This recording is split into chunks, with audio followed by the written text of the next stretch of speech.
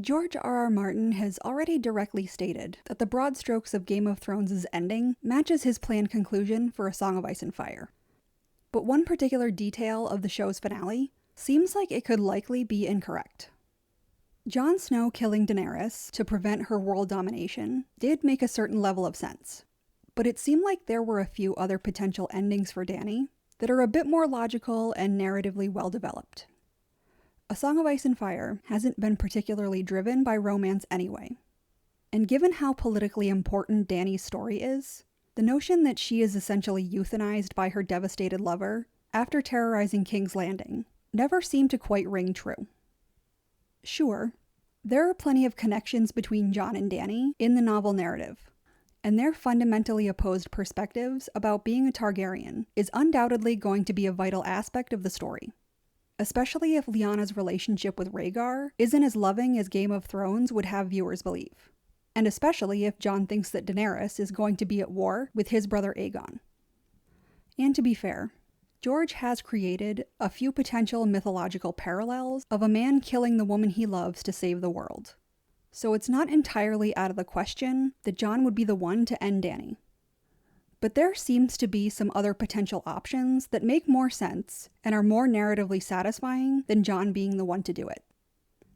This is undeniably a bit of a tinfoil hat theory, but the first hint at this potential conclusion for Daenerys and the entire Targaryen line actually came towards the end of the A Game of Thrones novel.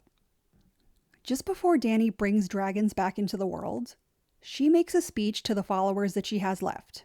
And interestingly, when she's lauding her Targaryen heritage, she mentions that she's the blood of Aegon the Conqueror and Maegor the Cruel. Now, clearly the fact that she's referencing Maegor the Cruel of all people doesn't seem like a great sign of what's to come. But after further consideration, the fact that she mentions Aegon and Maegor and no one else is incredibly strange. Flexing that she is, or at least believes she is, the last descendant of Aegon the Conqueror is completely understandable, as he is obviously the most legendary Targaryen in existence. But, aside from the fact that the nod to Maegor seems like a portent of doom, what also makes it interesting is that ultimately Maegor isn't a particularly exceptional Targaryen ruler. Yes, obviously his brutality is legendary, but aside from his violent nature, he's not a specifically accomplished or memorable ruler. So why would Dany intentionally tip her hat to an ancestor who had a relatively brief, chaotic, and notoriously tyrannical rule? Although this is a relatively brief moment in the books, and thus may not be representative of Daenerys' arc as a whole, this entire sequence of events where the dragons are born is essentially the very start of Dany claiming what she sees as her birthright as a reigning Targaryen dragon queen in her own right. So the importance of what she says here definitely shouldn't be underestimated. And it would actually make sense if Dany's conquest of Westeros begins like Aegon's successful invasion, but that she ends her reign like Maegor, feared and without the support of any of the major players in the Seven Kingdoms. However, the particular details of Maegor's death are interesting. Firstly, because the circumstances of his death are pretty detailed in relation to his generally middling importance to the world of Ice and Fire. And because this massively dangerous Targaryen ruler wound up dead in an incredibly ironic way without his killer ever being revealed. And it seems like he may have been created as a direct parallel to Dany anyway, because one of the prevailing ideas about how he died is that the Iron Throne literally killed him. Given that Dany is almost certainly going to be metaphorically killed by her desire for the Iron Throne at the very least, it feels like her mention of Maegor in Book 1 is more than just a coincidence.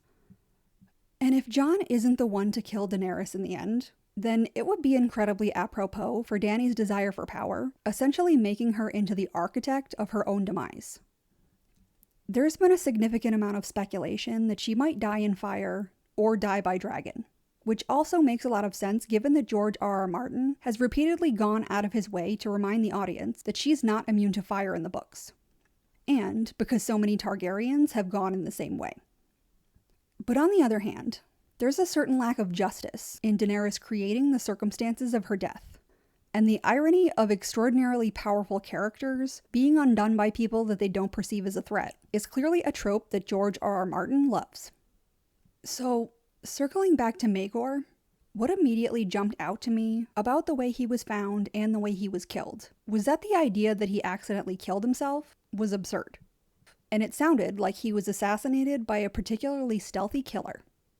To be more specific, it immediately stuck out to me because it sounded like the handiwork of a faceless man. The Faceless Men are clearly the most notorious assassins in A Song of Ice and Fire. But even aside from that, the fact that they allegedly began as rebel slaves in the Valyrian Freehold, and the fact that they're based in Braavos, the famously anti-dragon and anti-Valyrian free city, makes it seem likely that Maegor is exactly the kind of person that they'd want to kill. And if there is any connection between Maegor's end and Dany's, then clearly there's only one faceless man, or faceless girl, who is truly appropriate for the job. One aspect of Game of Thrones that confused me at the very end was that, frankly, I couldn't understand how Arya and Daenerys could ever come face to face without Arya wanting to kill Dany. They have one of the strongest foil dynamics in the books and even in the TV series. And considering that Arya isn't exactly conservative when it comes to killing whoever tickles her fancy, the notion that she could meet anyone who she would perceive as a direct threat to her family or to society at large and not kill them was odd. So when Daenerys arrived in Winterfell, I assumed that it was the beginning of the end for her. But I thought that her end would come at the hands of Arya. The TV show's writers also said that Arya killing the Night King was a twist of their own invention, which is odd, because that was largely what punctuated the climax of her arc. She didn't do anything else outrageously significant at the end of the story. And although George has said that the show's basic ending is the same, it seems like a near certainty that Arya's ending was changed, because she's one of George's favorite characters, and clearly there's no way she'll end the story essentially doing nothing. But from a thematic, and more importantly from an anti-war perspective, Arya makes more sense as Dany's assassin than nearly anyone. There are plenty of story arcs in A Song of Ice and Fire that are fantastic, but indisputably one of the best is Arya's journey through the Riverlands. The novels focus almost exclusively on highborn and powerful political individuals, so Arya's experience heading north is truly the closest that any major character ever gets to experiencing the horrors of war from the perspective of a common person. Arya is understandably horrifically traumatized by what she witnesses and experiences, and it is so difficult for her that her naturally fair-minded nature becomes warped to the point where her ability to distinguish between justice, vengeance, and outright wrath has almost entirely disappeared. And clearly, a huge part of her character development going forward will be about her relearning the difference between them and reconciling her rage with the desire to do what's right. But still, what makes Arya such a compelling foil for Daenerys is that Arya has experienced war in the exact opposite manner that Daenerys will create it. Arya knows what it's like to be on the ground with the common people, in the dirt, seeing the men being disemboweled and beheaded, the women beaten and exploited, and the children orphaned and left to die. She walks through the aftermath of war horrors that, incredibly ironically, are being carried out in the supposedly just and honorable service of avenging and protecting the Starks. Arya is constantly traumatized by simply experiencing a war that is being partially fought in her name in the same way that every normal person in Westeros experiences it. This is almost completely contrasted with Dany's journey. When she joins the Dothraki, a significant aspect of her experience with them is essentially ignoring the realities of what violence they can bring to the world around them. At one point, she sums this up perfectly when she specifically thinks to herself, "She rode at the head of the Khalasar with Drogo and his blood riders, so she came to each country fresh and unspoiled. Behind them the great horde might tear the earth and muddy the rivers and send up clouds of choking dust, but the fields ahead of them were always green and verdant." This seems like a pretty apt description of Daenerys' entire conquest, as it has happened thus far, and as it will happen in the future. But it's also an incredibly vital insight into Dany's perspective and the way she intentionally tries to see things. Because Daenerys has caused an astounding amount of chaos and suffering in the books already, but she's not entirely without empathy. Unsurprisingly, If she sees horrors unfolding right in front of her, she can sympathize with the victims and often wants to do something about it. But what makes her an incredibly dangerous person is that she has the option of separating herself from the violence that she inflicts on others. And she very often chooses to do that. And as she gets more and more experience with the dragons, that's only going to get worse. The dragons are a fantastic plot device because they function in so many different ways. And obviously, the most important function that they serve for Dany is giving her near absolute military power. However, the way in which she can and will use them is also perfectly symbolic of one of her fundamental problems as a leader.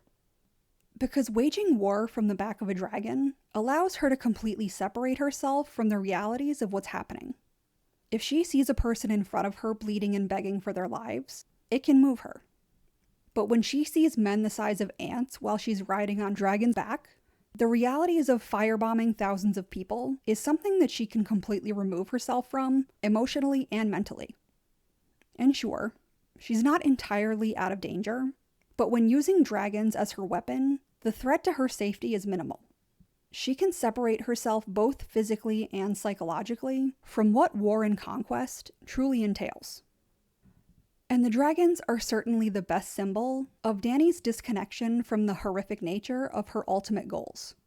But everything from her perspective on the verdant lands of the Dothraki Sea, to the isolated, near godlike feeling she has sitting atop the pyramid of Meereen, seems to point to how she is continually distancing herself from the point of view and experience of the common people, whose lives are radically upended as a part of the massive collateral damage that she causes. So in that sense, George R.R. Martin has brilliantly positioned Dany and Arya at polar opposite ends of the spectrum when it comes to war. Daenerys can be the victorious conqueror who swoops in on a dragon, burns her enemies to a crisp, and flies away to a better place as soon as she's done. While Arya has been the completely helpless child who is just doing everything she can in order to survive in the aftermath. And now, Daenerys is leaning more and more into her dragon impulses, while Arya is being trained by a group of killers who were allegedly born out of rebellious slaves from the Valyrian freehold. The notion that Arya and Daenerys don't have some sort of future conflict in the books is absurd. But from an even broader perspective, the reality is that Arya is likely one of the very few people in the world who could actually get close enough to Daenerys to assassinate her. Add in the fact that Arya was in King's Landing at the end of Game of Thrones, seemingly for the sole purpose of once again being the girl on the ground, experiencing what the common people do when a city is sacked, as well as realizing that she wants to fight for the living, rather than being consumed with revenge. And it seems even more believable that Daenerys' death was meant to be at her hands rather than Jon's. And, while the endless complaints about the show's finale are understandable, the dumbest scene of the entire episode, perhaps even of the entire series, is the conversation between Arya and Jon.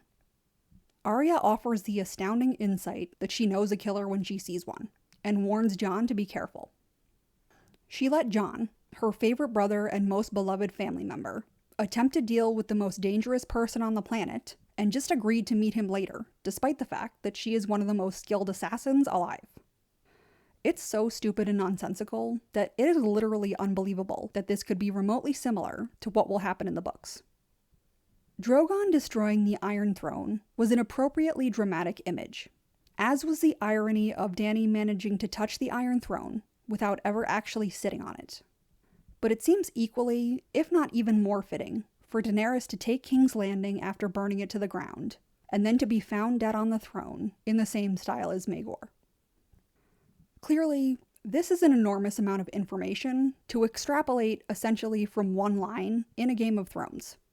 But dramatically and thematically, I think it makes a lot of sense.